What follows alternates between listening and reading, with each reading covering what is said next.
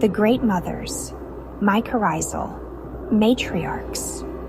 For millennia, Indigenous peoples have known that forests are communities, that trees communicate, and that elder trees care for their young. Colonial science called this primitive animism, superstition, folklore. They were wrong. What if I told you that the tree outside your window is having a conversation right now? Not metaphorically, literally. What if I told you that in every forest there are mother trees, ancient matriarchs who feed their children, warn them of danger, and recognize their own kin?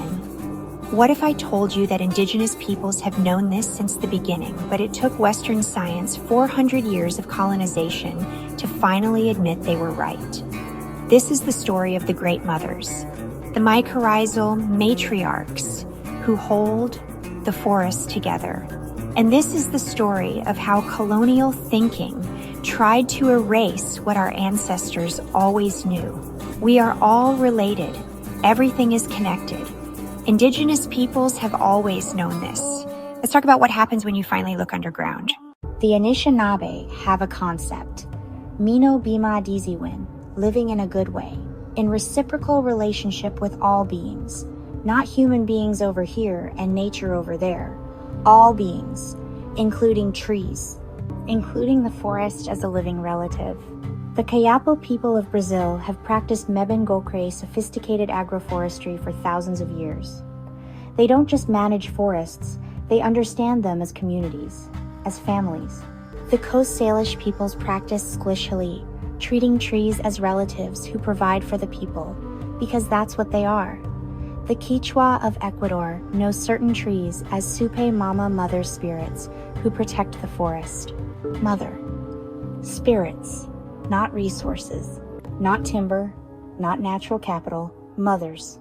For millennia, Indigenous knowledge keepers observed, listened, and maintained relationship with forests. They watched how elder trees sheltered young saplings, how forests responded to threats as one organism, how cutting the ancient mothers caused entire groves to sicken. They didn't need peer-reviewed journals to know this. They had something better, unbroken observation across generations. But colonial science, the same science that justified land theft, slavery, and genocide, dismissed all of this as primitive belief, as if the people who had lived in reciprocal relationship with forests for thousands of years knew nothing, as if trees were just standing there, silent, separate, waiting to be logged. That lie nearly destroyed the world. Enter Dr. Suzanne Simard, a forest ecologist at the University of British Columbia who spent 30 years of her life proving what Indigenous peoples already knew. In the 90s, she started mapping what she called the Wood Wide Web, the mycorrhizal networks connecting trees underground. Mycorrhizae are fungi. They wrap around tree roots and extend out into the soil like neural pathways, like a nervous system. And what Dr. Simard discovered changed everything. Mother trees, the oldest, largest trees in a forest, are hub trees, central nodes in this underground internet, and they are actively parenting. Here's what mother trees do.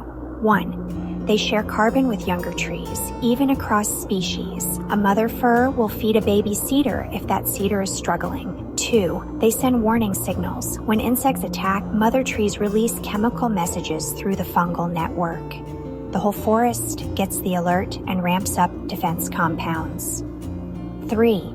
They recognize their own kin. Mother trees can distinguish their own offspring from strangers' seedlings, and they preferentially send more carbon to their own children. 4. They keep stumps alive. When a tree is cut down, nearby mother trees will keep that stump alive through root connections. Sometimes for centuries, they don't abandon their dead. 5. They make decisions. They adjust their behavior based on past experiences. This isn't automatic response. This is memory. This is intelligence. A forest is much more than what you see. Underground, there is this other world, a world of infinite biological pathways that connect trees and allow them to communicate and allow the forest to behave as though it's a single organism. Indigenous peoples never said as though. They said it is. Let me introduce you to some of the great mothers still standing. Methuselah, a bristlecone pine in California's White Mountains. She's 4,800 years old. She was ancient when the pyramids were built. She's lived through the entire span of human civilization, rooted in stone at 10,000 feet, twisted by wind, scarred by lightning, still feeding the forest around her. There was another bristlecone, older than Methuselah. Prometheus was nearly 5,000 years old, the oldest known living tree on Earth. She died because a student's tool got stuck and a permit was signed. In this story, humans weren't the clever heroes stealing knowledge from the divine. We were the destroyers. The Pando, a quaking aspen colony in Utah, 47,000 trees sharing one massive root system. One mother. She's 80,000 years old. She was here before modern humans left Africa. She watched the ice ages come and go. She is older than human civilization itself. Jomonsugi in Japan, a cedar between 2,170 and 7,200 years old. The Japanese people have always called these ancient cedars yakusugi, divine trees. They never stopped seeing them as sacred. General Sherman, the largest tree by volume on Earth, a giant sequoia, 2,700 years old, weighing 2.7 million pounds. The Mono and Yokuts peoples knew her as an ancient relative, a sacred being who had seen countless generations. And every single one of them is connected to thousands of other trees through underground networks. Every single one of them is actively mothering the forest, feeding, protecting, teaching. Here's what this means. When we clear cut a forest, we're not just removing trees, we're killing mothers. We're severing relationships that have existed for millions of years.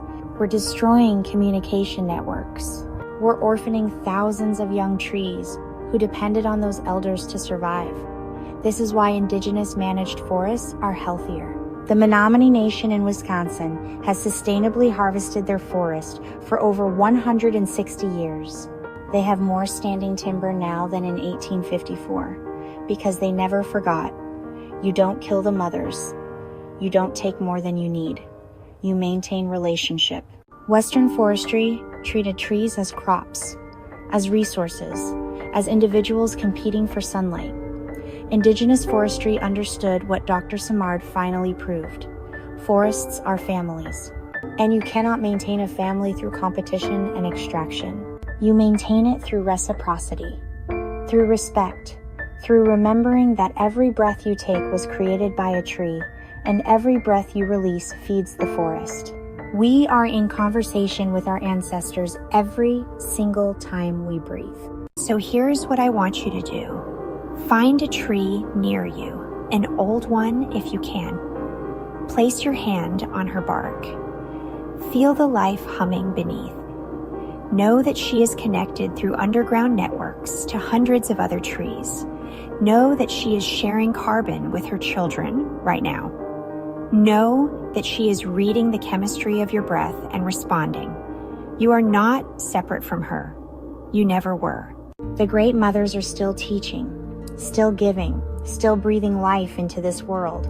The question is, are we finally ready to listen? Read the full article at Livity. Blog follow at livitytreeart.com. The forests are calling us home. Will you answer?